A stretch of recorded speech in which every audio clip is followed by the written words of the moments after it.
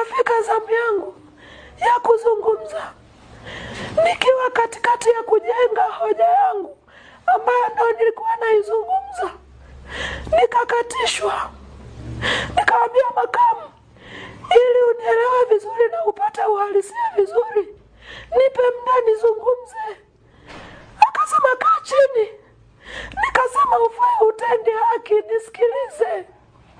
Naomba unipe muda nikusimulie vizuri hili jambo, kwa sababu unatakiwa ulijue kiundani.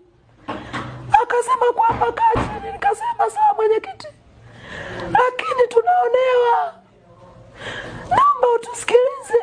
Akasema toka nje. Nikasema sawa bosi wangu, natoka nje. Nikatoka. Nilipotoka nje nikamtumia message. Nikasema mwenyekiti, naomba nirudi makamu, naomba nirudi mheshimiwa. Mambo ni mengi ya kuzungumza leo, nipe nafasi nizungumze. Nikamtumia message Heche moja kwa moja. Hakunijibu, lakini akaagiza nirudishwe kwenye kikao kwa maelekezo niliyopewa.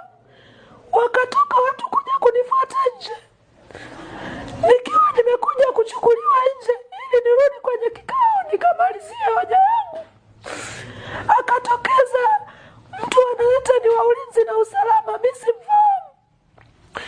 Akajitokeza na manywele kama malasi, amepanda hewani. Akatoka na kimbia mlangoni kabla mimi sijaingia, yani ile mara wametoka kunichukua nje. Nataka kuingia ndo akanikimbilia, akanipiga ngumi kichwani. Nilidondoka pale pale. Na baada ya kudondoka nikadondokea kisigino cha kichwa. Na mkono ukaenda kujibamiza kwenye jiwe. Baada ya hapo ndo wengine wakaingilia. Nikazima kwa muda mfupi. Mimi sikujitambua, nimekuja kujitambua nimeshikiliwa na watu. Bahati nzuri, kumbe wakati malumbano yale yanaendelea, jeshi la polisi lilikuwa kwenye doria. Jeshi la polisi lilikuwa kwenye doria ya kawaida. Kumbe polisi walikuwepo. Alikuwepo OCCD, alikuwepo mkuu wa kituo na maaskari wengine wawili walikuwa kwenye doria ya usiku. Kumbe walisikia zile kelele tunazolumbana pale nje, kwa hiyo wakasogea. Kwa hiyo OCCD na mkuu wa kituo na mawipi wawili waliona mimi nikipigwa. Na nikaambia mimi na wao huku mnaona. Basi pale nikachukuliwa, nikapelekwa nyumbani. Nilipopelekwa nyumbani nikalala, nikiamini labda nitakaa sawa. Imefika saa 10 usiku nikakuta kunyanyuka siwezi. Kumbe nimeumia kichwani na mkono na mgongo. Tukaenda